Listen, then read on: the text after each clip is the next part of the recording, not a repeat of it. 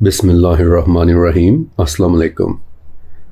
میرا نام فرقان قریشی ہے اور آج آپ سیرت النبی حضرت محمد صلی اللہ علیہ وآلہ وسلم کی 9th ایپیسوڈ دیکھنے والے ہیں۔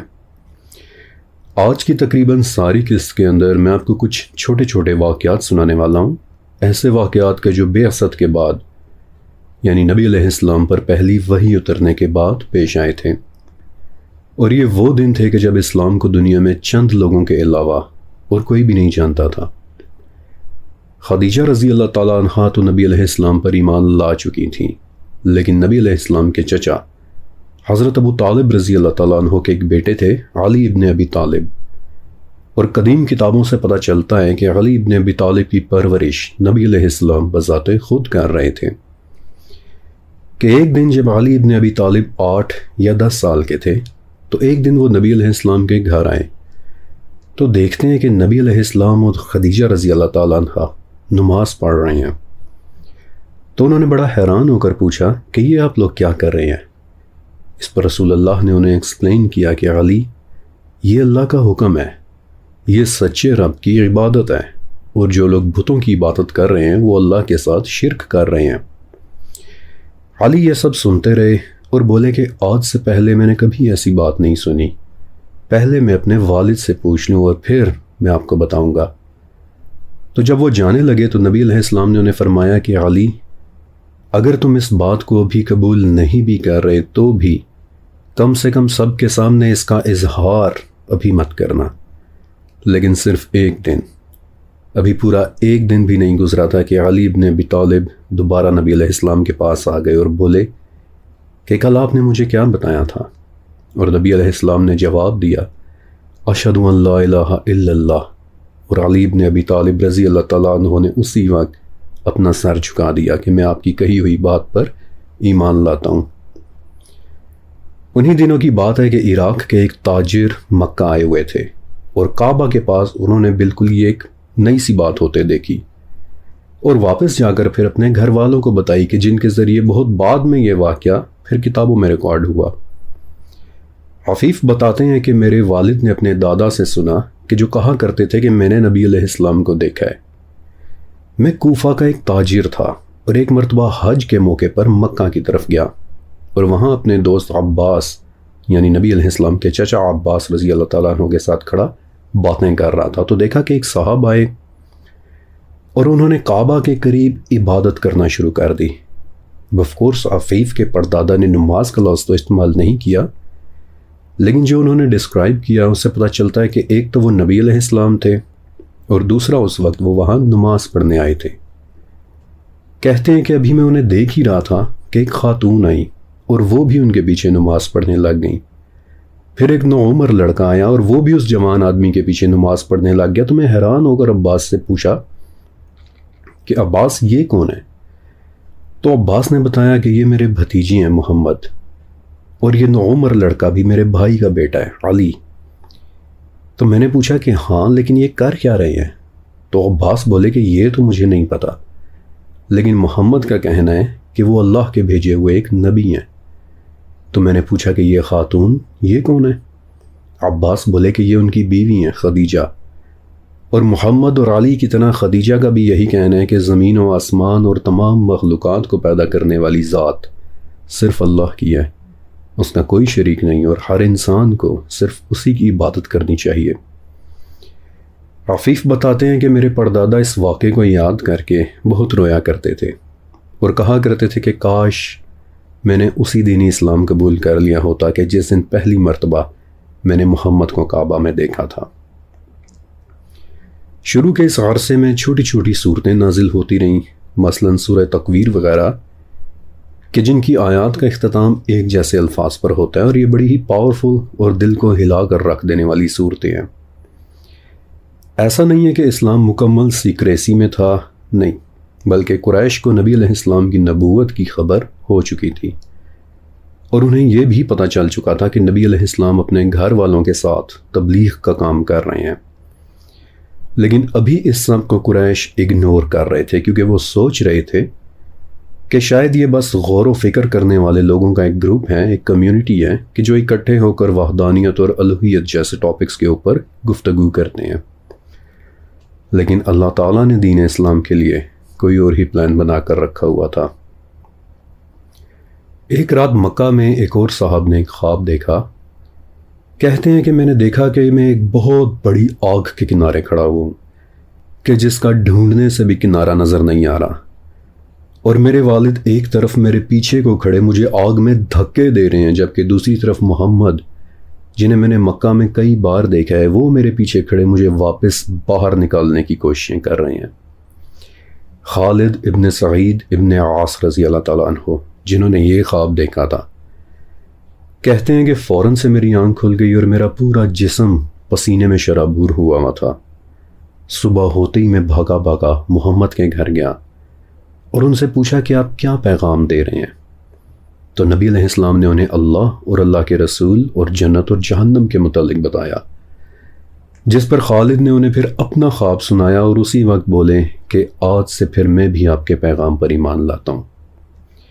خالد ابن سعید رضی اللہ تعالیٰ عنہ نے اسی دن نبی علیہ السلام کے ہاتھ پر اسلام قبول کر لیا، اور کہتے ہیں کہ جب میں واپس اپنے گھر گیا اور والد کو یہ ساری بات بتائی تو والد نے اپنے عصا کو اتنی زور سے میرے سر میں مارا کہ وہ عصا ہی 2 ٹکڑے ہو گیا، اور بولے کہ آج کے بعد میرے گھر میں تیرے لیے کوئی کھانا نہیں ہے۔ تو میں نے کہا کہ جس رب نے مجھے راستہ دکھایا ہے وہی رب مجھے کھانا بھی دے گا، اور یہ کہہ کر میں گھر سے باہر نکل آیا، اور پھر ساری زندگی میں نبی علیہ السلام کی خدمت میں رہا، اور خدا کی قسم کہ میرے رب نے کبھی مجھے بھوکا نہیں سونے دیا۔ ابو بکر صدیق رضی اللہ تعالیٰ عنہ کے ایمان لانے کا واقعہ میں آپ کو تھوڑا آگے چل کر اور بالکل علیحدہ سے سناؤں گا، لیکن اس طرح کے بڑھتے ہوئے واقعات اور نبی علیہ السلام کا یقین کرنے والوں کی تعداد میں اضافے نے اب قریش کو تھوڑا تھوڑا پریشان کرنا شروع کر دیا تھا۔ لہٰذا انہوں نے ایک پلان بنایا کہ جو بھی شخص باہر سے آئے اسے نبی علیہ السلام کے متعلق کہہ دو کہ سنو، فلاں نامی شخص سے بچ کر رہنا، معاذ اللہ وہ ایک جادوگر ہیں، اگر تم نے ان کی بات سن لی تو اپنے گھر والوں سے جدا ہو جاؤ گے۔ جب بھی آپ کفار کی کسی ایسی بات کو کوٹ کریں تو ایسے موقع پر فارسی کا ایک جملہ کہا جاتا ہے، نقل کفر کفر نباشد، یعنی میں صرف کوٹ کر رہا ہوں، جبکہ اس کفر کی اصل رسپانسبلٹی اس کافر کے سر کے اوپر ہے۔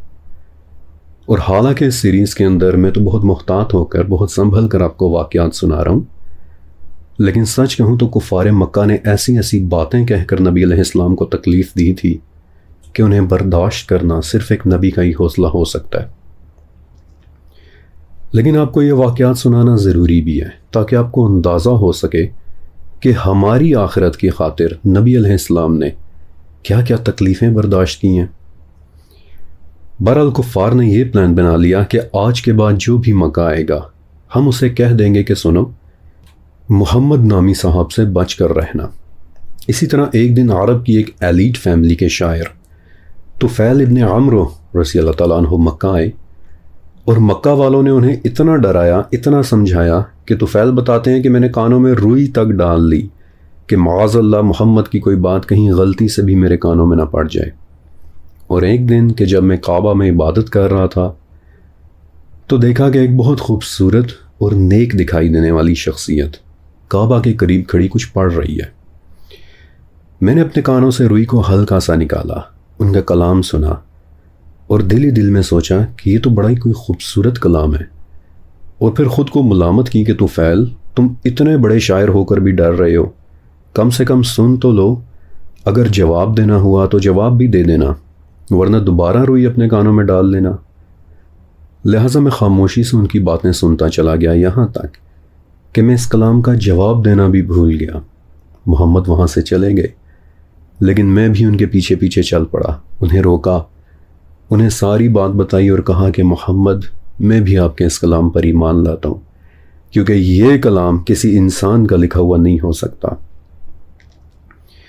طفیل ابن عمرو اور انہی جیسے کچھ اور سگنیفیکنٹ لوگوں کو اسلام میں داخل ہوتا دیکھ کر اب قریش تھوڑے اگریسو ہونا شروع ہو گئے۔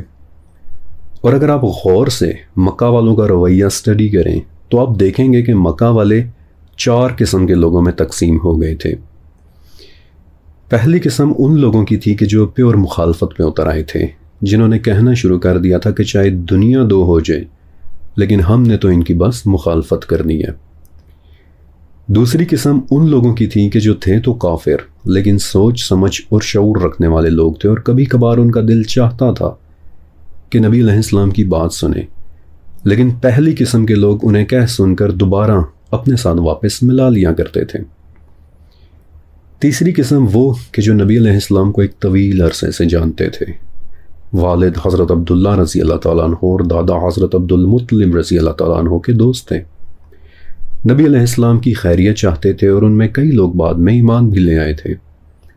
اور چوتھی قسم ان لوگوں کی کہ جو نہ صرف ایمان لائے تھے بلکہ نبی علیہ السلام سے اتنی محبت دکھائی کہ تاریخ میں آگے چل کر سابقون الاولون کا ٹائٹل پایا۔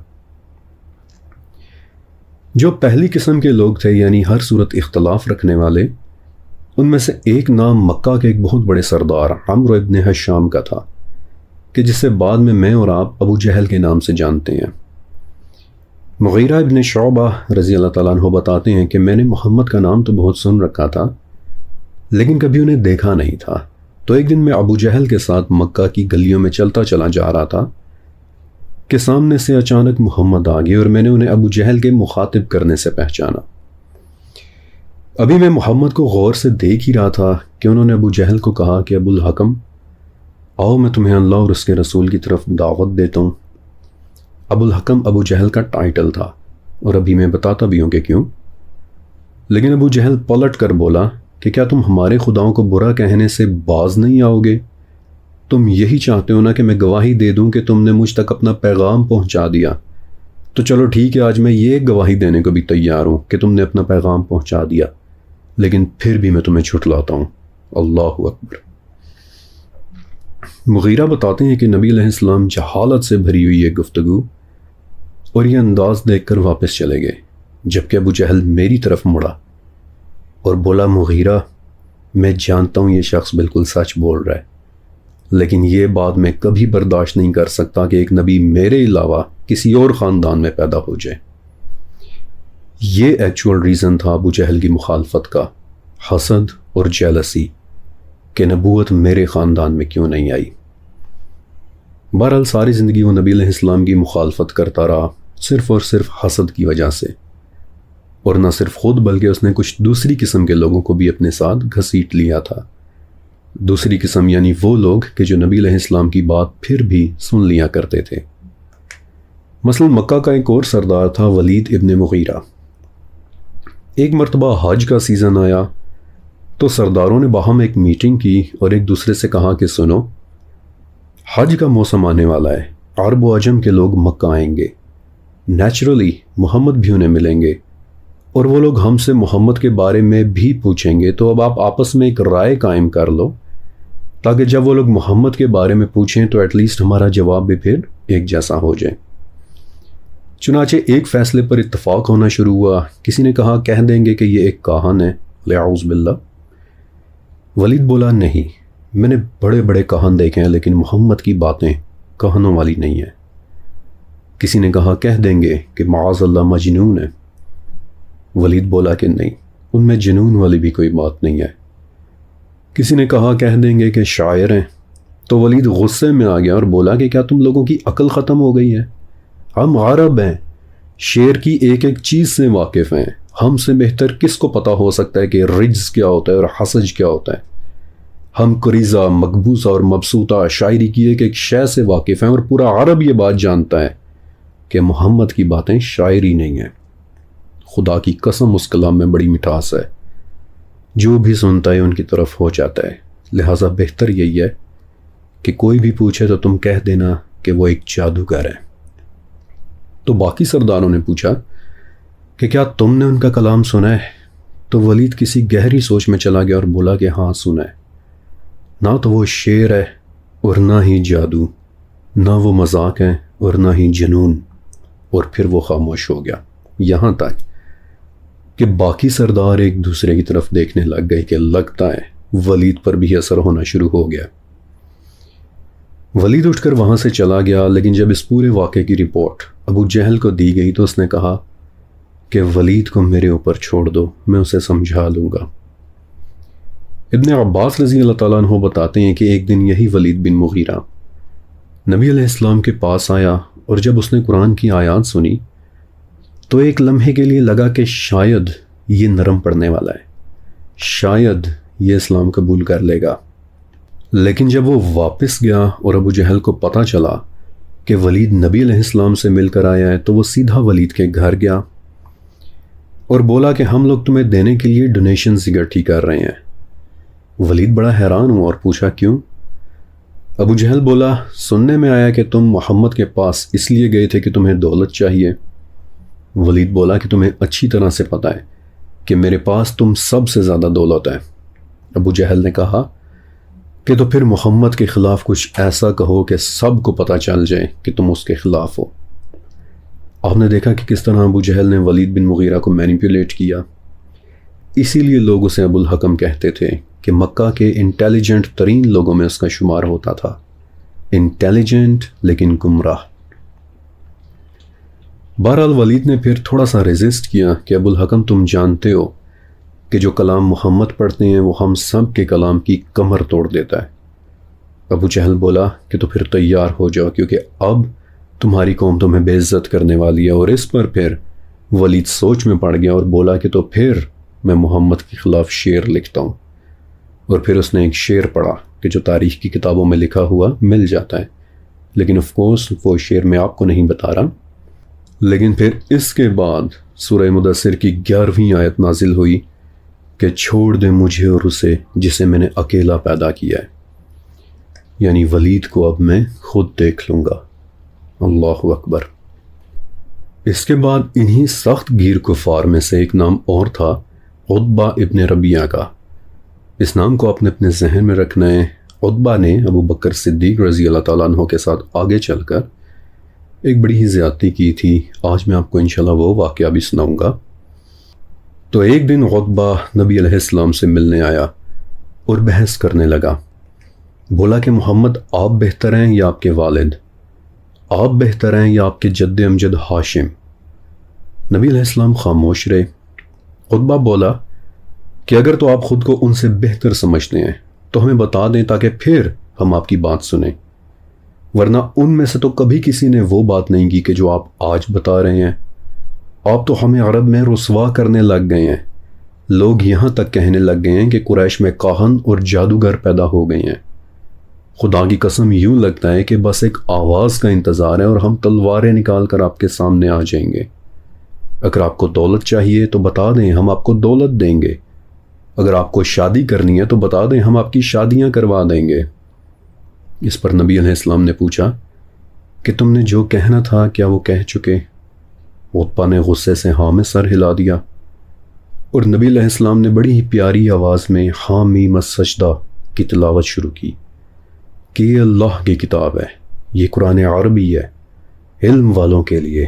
ان میں سے اکثر نے منہ پھیر لیا، اور جس نے منہ پھیر لیا اس کے لیے عاد اور سمود جیسی کڑک ہے۔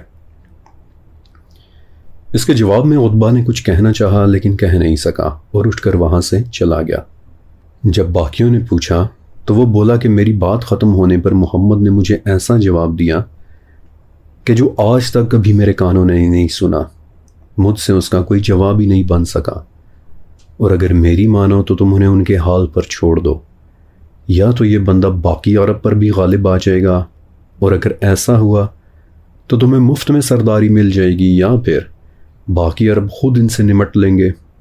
اور عتبہ کا یہ جواب سن کر قریش بولے، عتبہ انہوں نے اتنی صاف عربی میں تم سے بات کی اور تم سے کوئی جواب بھی نہ بن سکا، لگتا ہے کہ تم پر بھی اس کلام کا اثر ہو گیا ہے۔ اور عتبہ الٹا گرج کر انہی کے ساتھ جھگڑنے لگ گیا، اور پھر آخر تک وہ کافر ہی رہا، اور بدر میں اسے حضرت حمزہ رضی اللہ تعالیٰ عنہ نے قتل کیا تھا۔ یہ تو تھے مکہ کے سخت گیر سرداروں کے واقعات کہ جو کسی صورت نبی علیہ السلام کی بات سننا ہی نہیں چاہتے تھے۔ لیکن پھر کچھ سردار تھے کہ جو بظاہر مخالفت تو کرتے تھے لیکن دل سے مانتے تھے کہ یہ جھوٹ نہیں ہے۔ مثلا حضرت ابو سفیان رضی اللہ تعالیٰ عنہ بعد میں مسلمان بھی ہو گئے تھے۔ ان کے بیٹے بتاتے ہیں کہ ایک مرتبہ میں، میرے والد ابو سفیان اور والدہ ہندہ، وہ دونوں ایک گدھے پر سوار تھے اور میں ایک گدھے پر، اور ہم لوگ کہیں کام سے جا رہے تھے کہ راستے میں ہمیں نبی علیہ السلام مل گئے۔ آپ نے محبت اور عزت سے ہمیں پکارا۔ میرے والد ابو سفیان نے بھی ان کی تعظیم کی اور مجھے کہا کہ بیٹا تم سواری سے نیچے اترو اور محمد کو اس پر بیٹھنے دو۔ میں نیچے اتر گیا، نبی علیہ السلام اوپر بیٹھ گئے اور میں نے انہیں کہتے سنا کہ ابو سفیان، ہندا، اللہ کی قسم ایک دن تم ضرور مرو گے، پھر تمہیں زندہ کیا جائے گا، تم میں سے نیک لوگ جنت میں جائیں گے اور بدکار لوگ جہنم میں۔ اور پھر نبی علیہ السلام نے حامیم کی تلاوت کی۔ ابو سفیان خاموشی سے سنتے رہے اور جب رسول اللہ اپنی بات مکمل کر چکے اور وہاں سے چلے گئے تو ہندا بولی، نقل کفر نباشد، کہ کیا تم نے ایک جادوگر کے لیے میرے بیٹے کو سواری سے نیچے اتار دیا تھا؟ تو ابو سفیان کسی گہری سوچ میں بولے کہ ہندا، اللہ کی قسم نہ تو وہ جادوگر ہیں اور نہ ہی جھوٹے، اور تم یہ بات بہت اچھے سے جانتی ہو۔ یہاں تک میں نے آپ کو وہ واقعات سنائے کہ جو قریش کے تند خو یا پھر تھوڑے سے نرم خو سرداروں کے واقعات تھے۔ سچ کہوں تو میرا دل گوارا نہیں کر رہا تھا کہ ایک ہی قسط میں اتنے سخت اور پریشان کر دینے والے واقعات ایڈ کروں، اس لیے اب یہاں سے آگے میں آپ کو کچھ ایسے واقعات سنانے والا ہوں کہ جو آپ کے دل کو نرم اور آنکھوں کو نم کر دیں گے۔ اور ہاں ایک چیز اور کہ یہ واقعات میں آپ کو کرونالوجیکل آرڈر سے نہیں سنا رہا، یعنی اگرچہ میں آپ کو ٹائم لائن کے حساب سے نہیں سنا رہا کہ کون سا واقعہ پہلے ہوا تھا اور کون سا واقعہ بعد میں، لیکن ہاں یہ تمام واقعات نبوت کے شروعاتی 3 سالوں کے اندر واقع ہوئے تھے۔ اور ان میں سے پہلا واقعہ ہے ایک صحابی رسول ابو ذر غفاری رضی اللہ تعالیٰ عنہ کے ایمان لانے کا۔ عرب کے ناردن پہاڑوں میں ایک قبیلہ رہتا تھا، غفار۔ پہاڑوں میں رہنے والے باقی لوگوں کی طرح یہ بھی ایک بہت سخت جان قبیلہ تھا، لڑائی جھگڑا اور سخت گیری۔ اور عرب کے جتنے ٹریڈ کاروانز تھے، ظاہر ہے وہ چونکہ انہی پہاڑوں سے ہو کر گزرتے تھے تو وہ لوگ غفاریوں سے بہت ڈرا کرتے تھے۔ لیکن بنو غفار میں ایک شخص رہتے تھے کہ جو اپنی باقی قوم سے تھوڑا ہٹ کر سوچتے تھے، آسمان و زمین میں غور و فکر کیا کرتے تھے، اور بتاتے ہیں کہ مسلمان ہونے سے پہلے بھی میں اکثر عبادت کیا کرتا تھا۔ تو لوگ پوچھتے کہ آپ منہ کس طرف کرتے تھے؟ تو کہتے کہ جدھر میرا رب میرا منہ کر دیتا۔ اور ان صاحب کا نام تھا حضرت ابو ذر غفاری رضی اللہ تعالیٰ عنہ۔ کہتے ہیں کہ ایک دن خبر ملی کہ مکہ میں ایک شخص آئے ہیں کہ جو خود کو اللہ کا رسول کہتے ہیں۔ میں نے اپنے بھائی انیس کو کہا کہ ذرا مکہ جاؤ اور ان کے بارے میں سن گن لے کر آؤ۔ تو انیس وہاں گئے اور واپس آ کر مجھے بتایا کہ ان کا نام محمد ہے، اور مجھے تو ان کی باتیں بڑی نیک لگیں۔ میں نے پوچھا کہ مکہ کے باقی لوگ ان کے بارے میں کیا کہتے ہیں؟ تو انیس نے بتایا کہ وہ تو انہیں ایک جادوگر کہتے ہیں، لیکن بخدا ابو ذر میں نے محمد کی باتیں سنی ہیں، اور نہ تو وہ جادوگری ہے اور نہ ہی وہ کہانت۔ تو میں ایک مخمصے میں پڑ گیا، ایک ڈائلما میں پڑ گیا، کنفیوزڈ ہو گیا کہ اگر وہ اتنی ہی اچھی باتیں کرتے ہیں تو پھر لوگ انہیں ریجیکٹ کیوں کر رہے ہیں۔ لہٰذا میں نے فیصلہ کیا کہ خود مکہ جاؤں اور دیکھ کر آؤں کہ آخر ماجرا کیا ہے۔ چنانچہ میں نے اپنا سامان لیا اور مکہ پہنچ گیا۔ اب چونکہ محمد کو تو میں نے دیکھا ہوا نہیں تھا، لہٰذا ڈھونڈ کر میں نے ایک کمزور سا آدمی دیکھا اور اس سے پوچھا کہ جنہیں تم صابی کہتے ہو، یعنی کفار مکہ کے حساب سے بے دین لوگ، وہ لوگ کہاں ملیں گے؟ لیکن میرا اتنا کہنا تھا کہ لوگوں کا ایک ہجوم مجھ پر ٹوٹ پڑا۔ انہوں نے مجھے اتنا مارا کہ میں بے ہوش ہو گیا، اور جب میری آنکھ کھلی تو خون سے میں اس طرح سرخ ہوا تھا کہ جیسے کوئی یاقوت ہوتا ہے۔ میں زمزم کے چشمے پر گیا، خود کو دھویا، صاف کیا، زمزم کا پانی پیا اور وہیں آنکھیں بند کر کے بیٹھ گیا۔ اس کے بعد میں زمزم کے قریب ہی رہنے لگا، اسے ہی پیتا رہا، لیکن حیرت انگیز طور پر میرا پیٹ بھی اسی پانی سے بھر جاتا، یہاں تک کہ میرے پیٹ میں بال پڑنا شروع ہو گئے۔ لیکن ایک دن مجھے ایک صاحب نے نوٹس کیا اور مجھ سے پوچھا کہ کیا آپ یہاں مسافر ہیں؟ میں نے کہا جی۔ انہوں نے پوچھا کہ کیا میں آپ کو کھانا کھلا سکتا ہوں؟ میں نے کہا جی۔ اس کے بعد نہ انہوں نے مجھ سے کوئی بات پوچھی اور نہ میں نے انہیں کوئی بات بتائی، اور کھانا کھا کر میں حرم واپس آ گیا۔ اگلے دن پھر انہوں نے مجھے دیکھا اور پوچھا کہ ابھی تک آپ اپنی منزل روانہ نہیں ہوئے؟ تو میری آنکھوں میں آنسو آ گئے، لیکن میں نے ان آنسوؤں کو چھپا لیا، اور انہوں نے پھر مجھے کھانے کا کہا میں نے کھانا کھایا، لیکن اس سے زیادہ نہ انہوں نے کچھ پوچھا اور نہ میں نے کچھ بتایا، حتیٰ کہ تیسرے دن پھر یہی واقعہ پیش آیا اور اس مرتبہ انہوں نے مجھ سے پوچھا کہ کیا آپ مجھے بتانا چاہیں گے کہ آپ یہاں کیوں آئے ہیں؟ میں نے کہا کہ اگر آپ میرے راز کو راز رکھیں تو میں آپ کو بتا دیتا ہوں، اور پھر ایک وعدہ لینے کے بعد میں نے انہیں مکہ آنے کا اپنا ریزن بتا دیا کہ میں دراصل محمد سے ملنے آیا تھا۔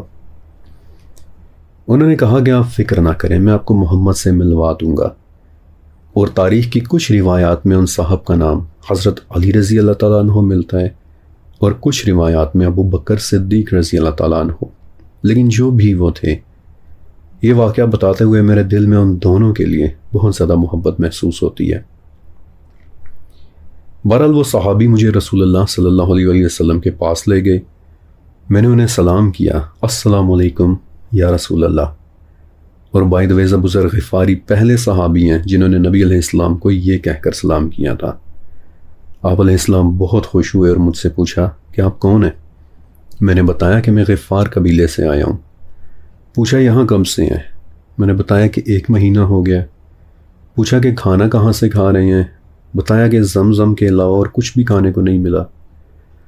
تو آپ نے فرمایا کہ زمزم بہترین کھانا اور ہر بیماری کی دوا ہے۔ پھر میں نے نبی علیہ السلام کے ہاتھ پر اسلام قبول کیا اور میں اتنا خوش ہوا کہ باہر آ کر تمام لوگوں میں کہنے لگا کہ میں مسلمان ہو گیا، میں مسلمان ہو گیا، اور میں بھول گیا کہ یہ لوگ مسلمانوں کے دشمن ہیں۔ چنانچہ ایک مرتبہ پھر سے وہ مجھے مارنے لگے، یہاں تک کہ نبی علیہ السلام کے چچا عباس نے مجھے پہچان لیا۔ انہوں نے آ کر مجھے چھڑوایا اور مکہ والوں سے بولے کہ کیا تمہاری عقل خراب ہو گئی ہے؟ یہ غفار قبیلے کا آدمی ہے، اگر اسے کچھ ہو گیا تو اس کے لوگوں نے تمہارے ایک بھی قافلے کو زندہ نہیں چھوڑنا۔ اس کے بعد ابو بکر صدیق رضی اللہ تعالیٰ عنہ آئے، اپنے ساتھ مجھے اپنے گھر لے گئے، مجھے کھانا کھلایا، اور اس رات نبی علیہ السلام بھی وہاں آئے، اور اس دن پہلی مرتبہ میں نے ابو بکر کے گھر پر طائف کی کشمش کھائی تھی۔ اللہ اکبر۔ ابو ذر غفاری رضی اللہ تعالیٰ عنہ کی زندگی ان کی وفات تک دل کو بڑی ہی چھو لینے والی ہے، اور اگر کبھی موقع ملا تو انشاءاللہ میں آپ کو ان کے کچھ باقی واقعات بھی ضرور سناؤں گا، اور ان پر، نبی علیہ السلام کے باقی صحابہ پر، آپ کی اولاد پر، اور خود آپ پر لاکھوں کروڑوں درود و سلام۔ میں آپ کو بتا بھی نہیں سکتا کہ یہ واقعات آپ کو سناتے ہوئے ریکارڈنگ کے دوران خود پر میں کتنا کنٹرول کیے بیٹھا ہوتا ہوں۔ اور اب ابو بکر صدیق رضی اللہ تعالیٰ عنہ۔ حضرت ابو بکر رضی اللہ تعالیٰ عنہ بعثت سے پہلے بھی نبی علیہ السلام کے بہت گہرے دوست تھے، اور قریش میں انہیں عتیق کہا جاتا تھا، یعنی کہ ایک خوبصورت اور شریف آدمی۔ ابو بکر کو قریش میں سب سے زیادہ انساب کا علم تھا، یعنی ہو از ہو، کون کہاں سے آیا، کس کی لائنیج کدھر سے شروع ہوتی ہے، کون کس قبیلے کا تھا، کس کا باپ کہاں سے آیا تھا۔ اور آپ ایک بہت کامیاب بزنس مین بھی تھے، لوگ آپ سے بزنس کے حوالے سے مشورے لیا کرتے تھے۔ اور پھر خوابوں کی تعبیر کا علم۔ آج سے 5 سال پہلے جب میں نے خوابوں کی تعبیر کرنا سیکھی تو اس تعلیم کا ایک بہت بڑا حصہ ابو بکر صدیق رضی اللہ تعالیٰ عنہ سے لی گئی روایات کے اوپر تھا۔ نبی علیہ السلام کے بعد صحابہ میں ابو بکر صدیق رضی اللہ تعالیٰ عنہ سب سے بہتر تعبیر بتایا کرتے تھے۔ ایک رات صدیق اکبر نے خواب دیکھا کہ مکہ میں ایک چاند اتر رہا ہے اور اس کی روشنی ہر گھر میں داخل ہو رہی ہے، لیکن چاند بذات خود ابو بکر صدیق کے گھر میں اترا ہے۔ وہ اس خواب کی تعبیر سمجھ تو گئے، لیکن محض کنفرمیشن کے لیے، اسے ڈبل چیک کرنے کے لیے وہ انجیل کے ایک عالم کے پاس گئے۔ تو وہ عالم ابو بکر رضی اللہ تعالیٰ عنہ کی طرف دیکھنے لگا اور بولا کہ کیا تم قریش سے ہو؟ بولے ہاں۔ پوچھا کیا تم تمیمی خاندان سے ہو؟ بولے ہاں۔ پھر پوچھا کہ کیا تمہارے پیٹ پر کوئی نشان بھی ہے؟ بکر بولے کہ تم یہ کیوں پوچھ رہے ہو؟ کہنے لگا کہ ابو بکر، اپنے علم کی بنیاد پر میں یہ پیشن گوئی کر رہا ہوں کہ تم ایک نبی کے بہترین دوست بنو گے۔ اور پھر ابو بکر بولے کہ ہاں، تم نے سچ کہا، میرے پیٹ پر واقعی ایک نشان موجود ہے۔ اور پھر اس عالم نے وہ نشان دیکھا بھی تھا۔ اس بات کو کافی عرصہ گزر گیا، یہاں تک کہ نبی علیہ السلام کی بعثت ہو گئی، اور بعثت کے بعد بہت شروع کے دنوں کی بات ہے کہ ایک دن صدیق اکبر اپنے دوست ابن حزام کے گھر بیٹھے ہوئے تھے کہ ان کے گھر کی ایک خاتون آئی اور بولی کہ ابو بکر سنا ہے آج کل خدیجہ کیا کہہ رہی ہیں؟ کہتی ہیں کہ ان کے شوہر یعنی محمد اللہ کے بھیجے ہوئے ایک نبی ہیں جیسے حضرت موسیٰ علیہ السلام تھے۔ تو صدیق اکبر خاموشی سے وہاں سے اٹھے اور نبی علیہ السلام کے پاس آ کر بولے کہ کیا واقعی آپ نے ایسا بولا ہے؟ نبی علیہ السلام نے انہیں وحی کا پورا واقعہ سنایا اور فرمایا کہ مجھے تبلیغ کا حکم دیا گیا ہے۔ اور اسی وقت رائٹ دیر ابو بکر رضی اللہ تعالیٰ عنہ نبی علیہ السلام پر ایمان لے آئے تھے۔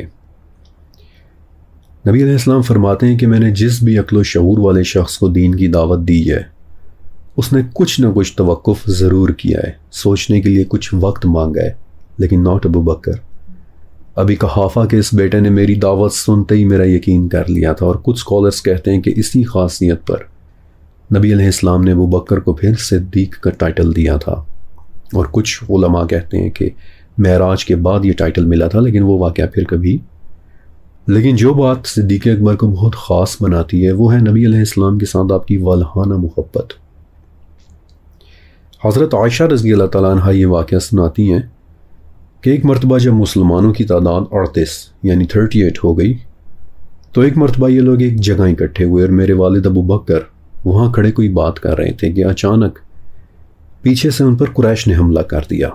عقبہ ابن معیط نامی ایک آدمی آگے آیا اور اس ظالم نے نبی علیہ السلام کے گلے میں اپنا کپڑا ڈال کر پوری طاقت سے پیچھے کھینچا، تو یہ دیکھ کر ابو بکر آگے بڑھے اور زور سے اس ظالم کو دھکا دے کر پیچھے کیا۔ اور عبداللہ ابن عمرو ابن عاص بتاتے ہیں کہ میں ابو بکر کو دیکھ رہا تھا، وہ اونچی آواز سے رو رہے تھے اور قرآن کی آیت پڑھی جا رہے تھے کہ کیا تم ایک شخص کو صرف اس بات پر قتل کرتے ہو کہ وہ کہتا ہے کہ میرا رب اللہ ہے؟ جب صدیق اکبر نے عقبہ کو دھکا دیا تو اس وقت عتبہ ابن ربیعہ آگے آیا، جس کا میں نے آپ کو پہلے بتایا تھا کہ اس کا نام آپ نے اپنے ذہن میں رکھنا ہے۔ عتبہ نے خاص طرح کے جوتے پہنے ہوئے تھے۔ اس نے ابو بکر صدیق رضی اللہ تعالیٰ عنہ کو دھکا دے کر نیچے گرایا اور انہی جوتوں سے انہیں ٹھوکریں مارنے لگا، اور اتنا مارا کہ ابو بکر بے ہوش ہو گئے۔ یہاں تک کہ پھر ان کے قبیلے بنو تمیم کے کچھ لوگوں نے ان پر کپڑا پھینک دیا تاکہ وہ ملعون انہیں مارنا بند کر دے، اور پھر وہ انہیں اٹھا کر ان کے گھر لے گئے۔ اور ابو بکر کے گھر والے بتاتے ہیں کہ ہم نے انہیں دیکھ کر سمجھا کہ یہ شاید فوت ہو گئے ہیں۔ بہرحال جب انہیں ہوش آیا تو گھر والے دیکھتے ہیں کہ سب سے پہلے زبان سے ایک ہی جملہ نکلا ہے، محمد کہاں ہے، وہ ٹھیک تو ہیں؟ والدہ نے بتایا کہ بیٹا ہمیں کچھ پتہ نہیں کہ محمد کہاں ہے۔ پھر آپ کے بہت کہنے پر والدہ باہر گئیں اور پتہ چلا کہ نبی علیہ السلام کے باقی ساتھی آپ کو لے کر ابن ارقم کے گھر پر چلے گئے ہیں۔ بائی دی وے ابن ارقم کا گھر بھی بہت اہم ہے، اسے بھی آپ نے اپنے ذہن میں رکھنا ہے، ابھی میں آپ کو اس کے متعلق بھی بتاؤں گا۔ گھر والے بتاتے ہیں کہ ہم ابو بکر کو سہارا دے کر ابن ارقم کے گھر کی طرف لے گئے، اور راستے میں قریش ہمیں گھور گھور کر دیکھے چلے جا رہے تھے، لیکن کسی طرح سے ہم ابن ارقم کے گھر پہنچ گئے، اور جب وہاں پہنچے تو ابو بکر کو دیکھ کر باقی ساتھیوں کی طرح نبی علیہ السلام بھی رونے لگے۔ آپ نے جھک کر ابو بکر صدیق رضی اللہ تعالیٰ عنہ کے چہرے پر بوسہ دیا اور پوچھا کہ ابو بکر یہ تم نے کیا کیا؟ اور ابو بکر نے ایسا جواب دیا کہ جس پر آپ کے آنسو نکلے بغیر نہیں رہ سکیں گے کہ یا رسول اللہ، وہ آپ کو برا بھلا کہہ رہے تھے، بھلا میں کیسے سن سکتا تھا؟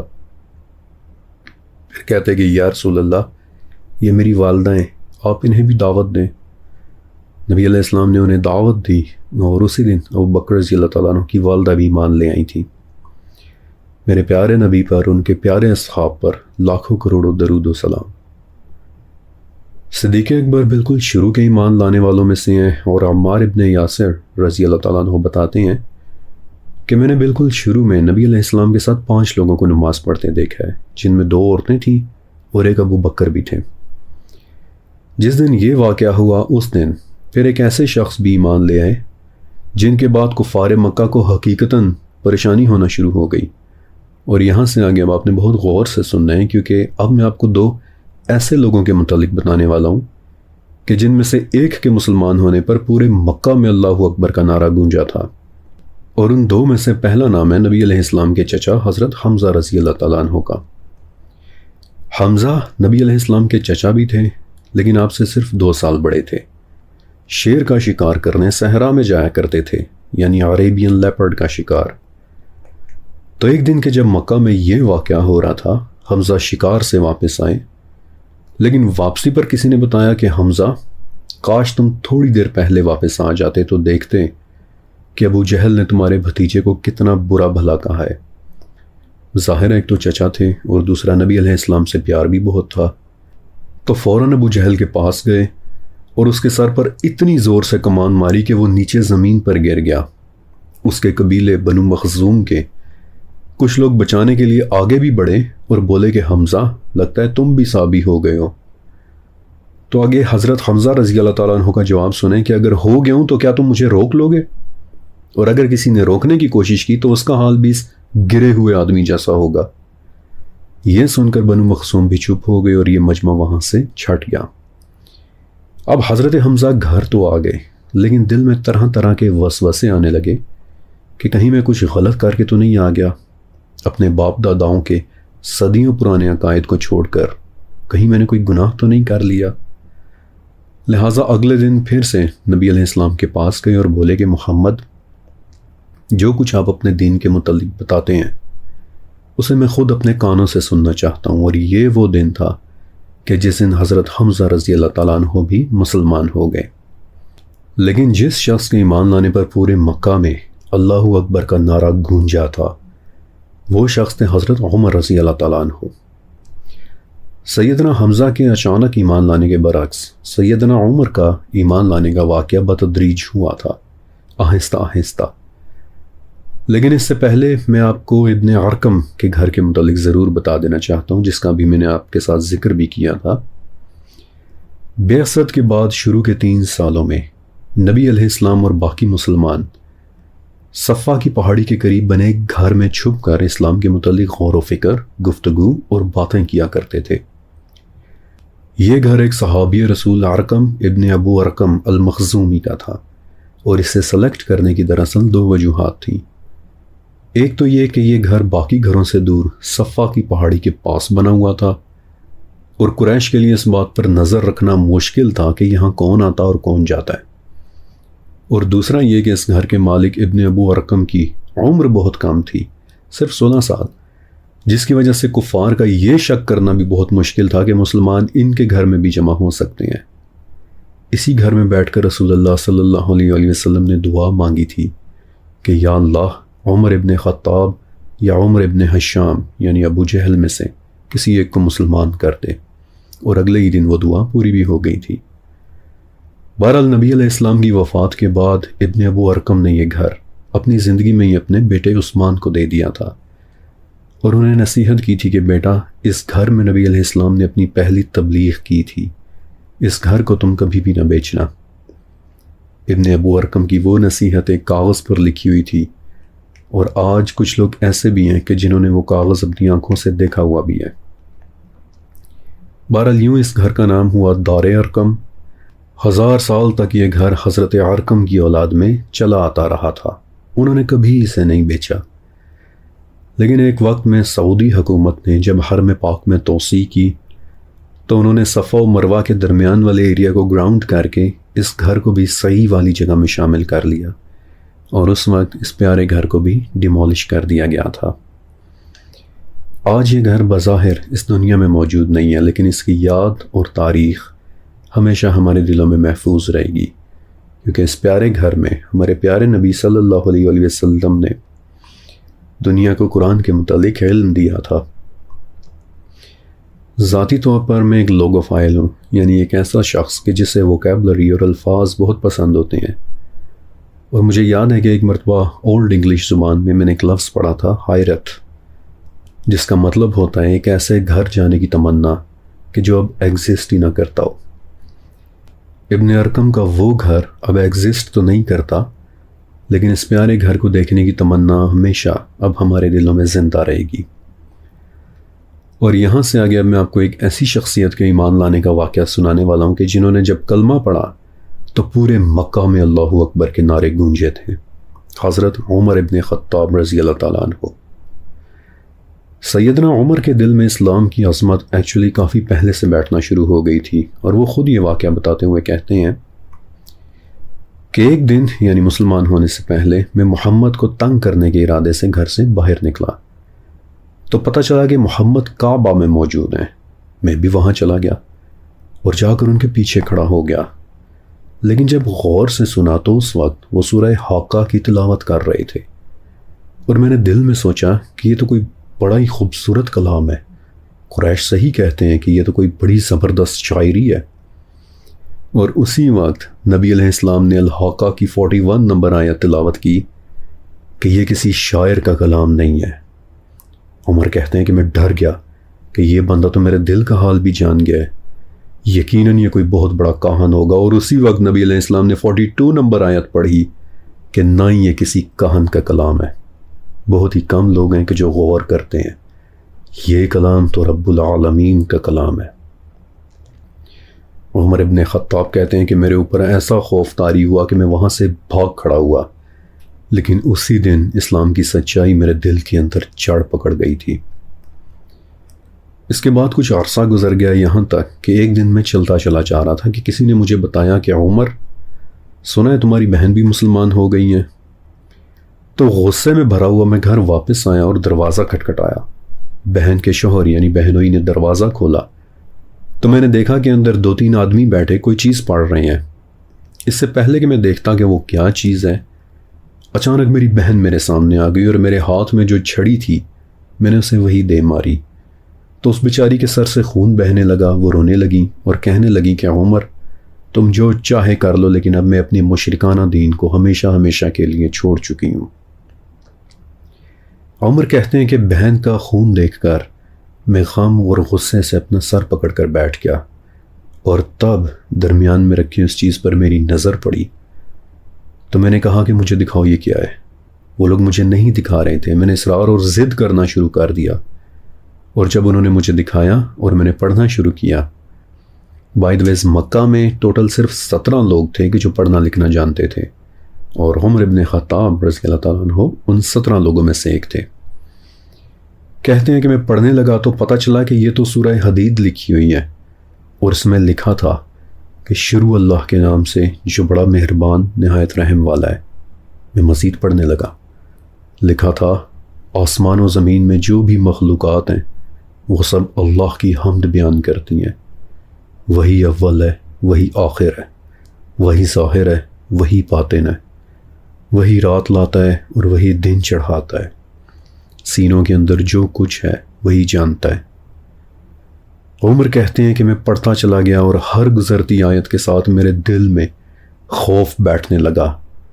جب جب اللہ کے نام پر میری نظر پڑتی میرا دل دہل جاتا، یہاں تک کہ میں نے صرف 7 آیات پڑھی اور 7ویں آیت پر پہنچا ہی تھا کہ ایمان لاؤ اللہ پر اور اس کے رسول پر، کہ یہ پڑھتے ہی میرے منہ سے نکلا اشہد ان لا الہ الا اللہ و اشہد ان محمد رسول اللہ۔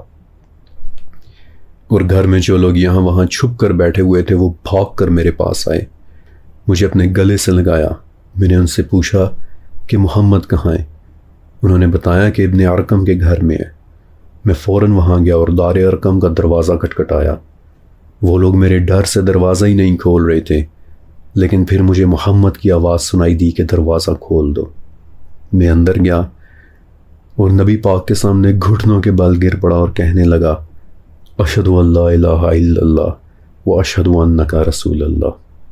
اور اس وقت ابن ارقم کے گھر میں موجود مسلمانوں نے اتنی زور کا نعرہ مارا کہ حرم میں کھڑے لوگوں تک نے اس کی آواز سنی تھی۔ اللہ اکبر! رونگٹے کھڑے کر دینے والا واقعہ ہے، آنسو، رونگٹے، جسم میں دوڑتی ہوئی ایک سنسنی۔ میں نے نبی علیہ السلام سے پوچھا کہ یا رسول اللہ، کیا ہم حق پر نہیں ہیں؟ نبی علیہ السلام نے فرمایا ہاں۔ تو میں نے کہا کہ پھر چھپنا کیسا؟ اور اس دن ہم لوگ ابن ارقم کے گھر سے باہر نکلے اور ہم 40 لوگ 2 صفوں میں، ایک صف کو حمزہ لیڈ کر رہے تھے اور دوسری صف کو میں۔ ہم لوگ مکہ کی گلیوں سے ہوتے ہوئے کعبہ تک جا پہنچے اور ہم نے دیکھا کہ قریش کی آنکھوں میں خوف اور پریشانی صاف نظر آ رہی ہے۔ ہمیں ایسے آتا دیکھ کر ان کے دل بیٹھ رہے ہیں، اور اس دن رسول اللہ نے میرا نام فاروق رکھا تھا کہ آج سچ اور جھوٹ میں فرق واضح ہو گیا۔ اللہ اکبر! Amazing amazing amazing events.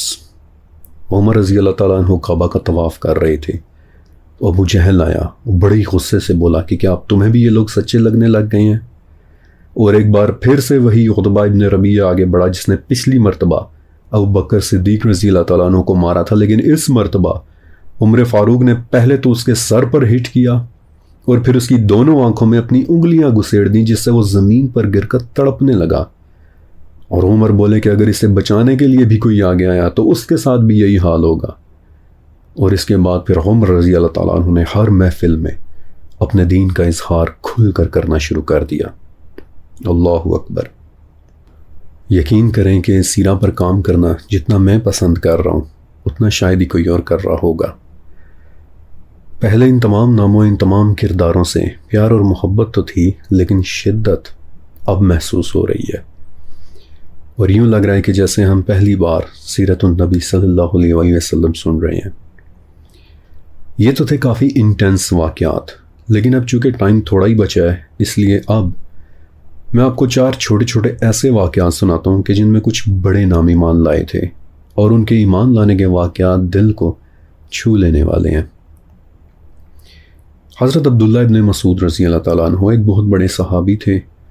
آپ نے ان سے کئی روایات سن رکھی ہوں گی۔ کہتے ہیں کہ میں چھوٹا سا ہی تھا اور کسی کی بکریاں چرا رہا تھا، تو ایک دن دیکھتا ہوں کہ نبی علیہ السلام اور ابو بکر صدیق رضی اللہ تعالیٰ عنہ سامنے سے چلے آ رہے ہیں۔ نبی علیہ السلام نے پوچھا کہ پیارے بچے، کیا تمہارے پاس تھوڑا سا دودھ ہے؟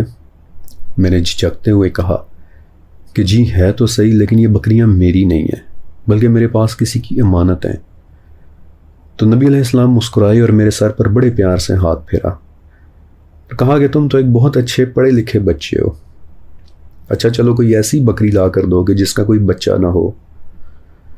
تو میں نے ایسی ایک بکری ڈھونڈ کر نبی علیہ السلام کو دے دی، اور میری آنکھوں کے سامنے نبی علیہ السلام نے اس کا دودھ نکالا، حالانکہ یہ ممکن نہیں تھا۔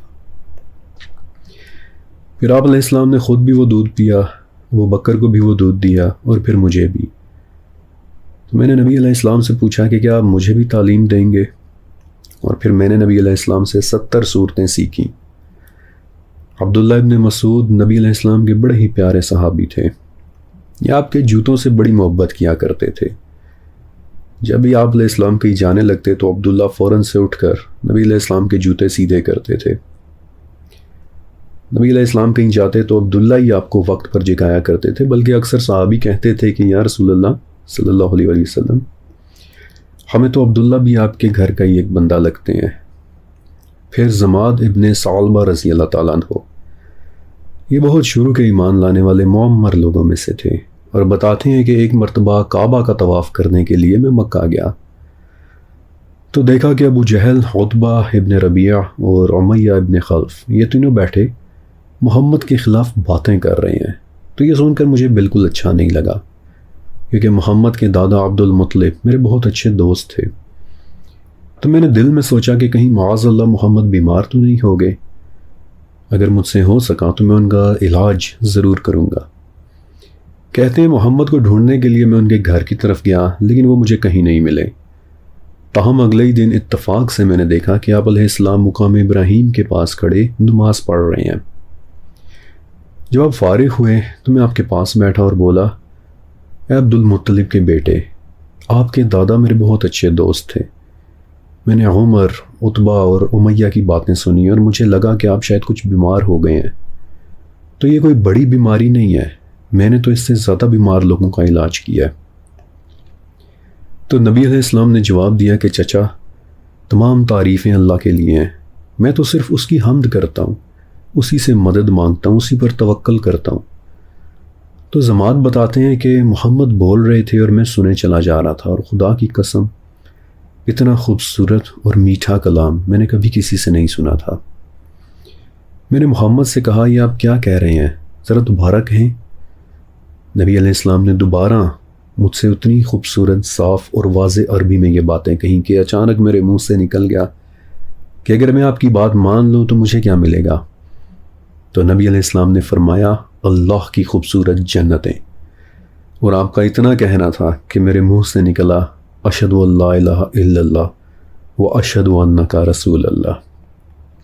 میں پھوٹ پھوٹ کر رونے لگا، اور اس بوڑھی عمر میں نبی علیہ السلام سے چھوٹی چھوٹی صورتیں یاد کر کے روتا روتا اپنے گھر واپس چلا گیا۔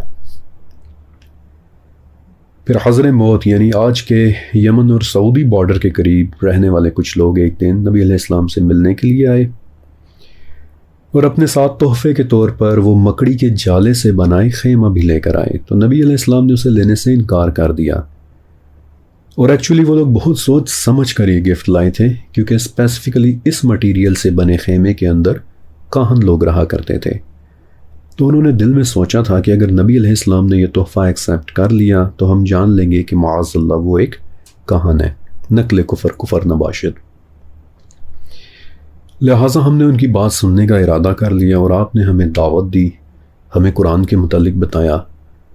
تو ہم نے کہا کہ اچھا، تو پھر ہمیں بھی قرآن کا کچھ حصہ پڑھ کر سنائیے۔ اس پر نبی علیہ السلام نے سورہ صافات کی تلاوت شروع کی۔ قسم ہے صف باندھنے والوں کی اور پوری طرح ڈانٹنے والوں کی اور ذکر اللہ کی تلاوت کرنے والوں کی، تم سب کا معبود ایک ہے، آسمان و زمین اور ان کے درمیان کی تمام چیزوں کا اور ہر مشرق کا رب وہی ہے۔ یہاں تک نبی علیہ السلام نے پڑھا اور پھر آپ خاموش ہو گئے، اور ہم نے دیکھا کہ آپ کی آنکھوں سے آنسو نکلے چلے جا رہے ہیں، تو ہم بڑے حیران ہوئے اور پوچھا کہ آپ رو رہے ہیں؟ کیا آپ اس رب کے ڈر سے رو رہے ہیں کہ جس کا یہ کلام ہے؟ تو آپ علیہ السلام نے سورہ اسراء کی آیت تلاوت کی کہ اگر ہم چاہیں تو جو کچھ ہم نے آپ کی طرف وحی کیا ہے اسے واپس لے لیں۔ اور یہ تلاوت کرنے کے بعد پھر نبی علیہ السلام کی آنکھوں سے آنسو گرنے لگے، اور یہ واقعہ دیکھ کر ہمارے دل ایسے ہو گئے کہ ہم میں سے کئی لوگوں نے اسی وقت وہیں بیٹھے بیٹھے کلمہ پڑھ لیا تھا۔ پھر ایک صحابی تھے عمران ابن حسین رضی اللہ تعالیٰ عنہ، انہوں نے اللہ کے نبی سے آسمان اور زمین کی تخلیق کے متعلق ایک بہت خوبصورت حدیث بھی روایت کی ہے۔ میں نے آپ کو پہلے سیزن کی بالکل پہلی قسط میں سنائی بھی تھی۔ تو ایک دن ان کے والد حضرت حسین رضی اللہ تعالیٰ عنہ ابھی مسلمان نہیں ہوئے تھے، وہ اپنے بیٹے کی تلاش میں نبی پاک کی محفل میں آئے۔ آپ علیہ السلام نے انہیں دیکھا اور لوگوں سے کہا کہ حسین ایک بزرگ ہیں، ان کے بیٹھنے کے لیے جگہ بناؤ۔ حسین بیٹھ گئے اور بڑے پیار سے رسول اللہ صلی اللہ علیہ وآلہ وسلم سے پوچھا کہ محمد یہ سب کیا ہے؟ میں آپ کے والد اور آپ کے دادا کو بھی جانتا تھا، انہوں نے کبھی ایسا کچھ نہیں کہا کہ جیسا آپ کہہ رہے ہیں، آپ تو ہمارے خداؤں کو برا بھلا کہتے ہیں۔ نبی علیہ السلام نے پوچھا چچا آپ کتنے خداؤں کی عبادت کرتے ہیں؟ حسین کچھ سوچ کر بولے 7 کی، 6 زمین پر اور 1 آسمان میں۔ نبی علیہ السلام نے پوچھا اچھا، تو پھر جب آپ کو کوئی تکلیف آتی ہے تو دعا کس سے کرتے ہیں؟ حسین بولے آسمان والے سے۔ تو نبی علیہ السلام نے فرمایا کہ کتنی عجیب بات ہے کہ تکلیف تو آسمان والا دور کرے اور آپ اس کے ساتھ زمین میں 6 کو شریک بنا دیں۔ حسین کہتے ہیں کہ اچانک مجھے احساس ہوا کہ آج تک کبھی کسی ہستی نے مجھ سے اس طرح کی باتیں نہیں کی، اور مجھے یہ بھی اندازہ ہوا کہ میرے پاس دینے کے لیے کوئی جواب بھی نہیں ہے۔ تو میں بولا کہ محمد میں ایک بزرگ اور معمر انسان ہوں، میری ایک قوم ہے، ایک خاندان ہے، انہیں بھلا میں کیا جواب دوں گا؟ تو آپ علیہ السلام نے فرمایا کہ چچا آپ یہ دعا پڑھیں کہ اے اللہ میرے معاملے میں زیادہ ہدایت والے راستے پر میری رہنمائی کر دے۔ اور حسین بتاتے ہیں کہ اپنی جگہ سے اٹھنے سے پہلے ہی میں مسلمان ہو چکا تھا۔ حسین کے بیٹے عمران اپنے بزرگ باپ کے قدموں میں گر کر پھوٹ پھوٹ کر رونے لگے، اور دیکھنے والوں نے بتایا کہ یہ منظر دیکھ کر خود نبی علیہ السلام بھی رونے لگے تھے، اور پھر آپ نے باقیوں کو حکم دیا کہ حسین کو ان کے گھر تک چھوڑ کر آؤ۔ اللہ اکبر۔ اب ایک آخری واقعہ ہے کہ جو ہے تو چھوٹا سا، اور شاید آپ کو یہ واقعہ کوئی بہت اہم نہ لگے، لیکن اس کے متعلق کچھ ایسا ہے کہ جو آپ کے دل کو چھو جائے گا۔ آج میں نے آپ کو کچھ بہت ہی برگزیدہ صحابہ کے متعلق بتایا ہے، لیکن کچھ صحابی ہیں جن کے ہمیں نام بھی نہیں پتہ، جو تاریخ کی کتابوں سے ہمیشہ کے لیے گم ہو چکے ہیں۔ مثلاً ابو تمیمی رضی اللہ تعالیٰ عنہ اپنی قوم کے ایک آدمی کا واقعہ بیان کرتے ہیں کہ وہ بڑے سادہ سے انسان تھے۔ ایک دن ہم بیٹھے ہوئے تھے کہ وہ بھی نبی علیہ السلام کے پاس آئے اور پوچھا کہ کیا آپ محمد ہیں؟ نبی علیہ السلام نے فرمایا ہاں۔ پوچھا آپ کس کو پکارتے ہیں؟ فرمایا ایک اکلوتے اللہ کو۔ حیرت سے دوبارہ پوچھا اکلوتے اللہ کو؟ فرمایا ہاں، وہی تمہارے نقصان دور کرتا ہے، وہی تمہارے لیے غلہ اگاتا ہے، وہی تمہیں سواری دیتا ہے۔ تو یہ سن کر وہ شخص خاموش ہو گیا اور پھر کچھ دیر بعد بولا کہ میں آپ پر ایمان لاتا ہوں، آپ مجھے کوئی سادہ سی نصیحت کر دیں۔ نبی علیہ السلام نے فرمایا کہ کبھی کسی چیز کو گالی نہ دینا۔ ابو تمیمی بتاتے ہیں کہ اس کے بعد مرتے دم تک ہم نے اس شخص کو کبھی اونٹ یا بکری تک کو بھی برا بھلا کہتے نہیں سنا، حتیٰ کہ نبی علیہ السلام کے ساتھ اسی وفاداری کے ساتھ ان کی وفات ہو گئی۔ اس واقعے میں موجود صحابی کا نام تاریخ کی کتابوں سے ہمیشہ کے لیے گم ہو چکا ہے، ہمیں نہیں پتا کہ وہ کون تھے، لیکن پتہ نہیں کیوں اس واقعے کی ایک جھلک مجھے اپنے آپ میں بھی نظر آتی ہے۔